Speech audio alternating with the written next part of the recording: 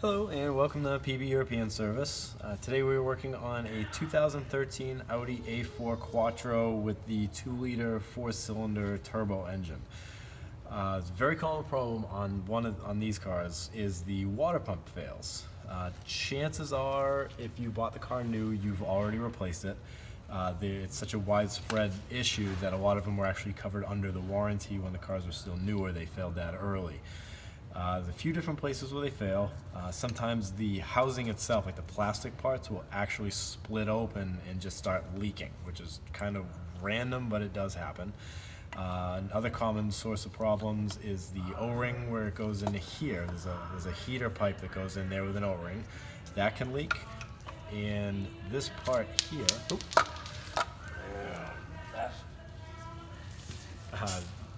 this part actually leaks, and this is where it connects to the oil cooler.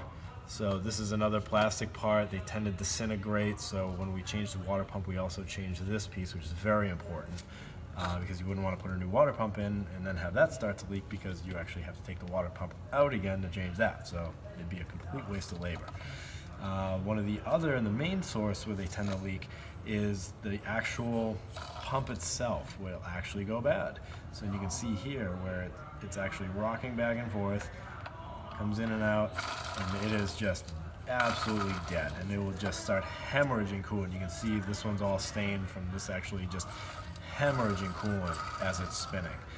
So I'm going to put the new one in. If you compare that to this one, there's no in and out movement, you can't rock it side to side, and it spins. It's a nice tight seal. It's not hard to turn, it's just not loose like crazy like that. So we're going to put this one in and a couple new O-rings, a new one of these doohickeys, and should be good to go for another hopefully 100,000 miles. All right, thank you very much. Take care.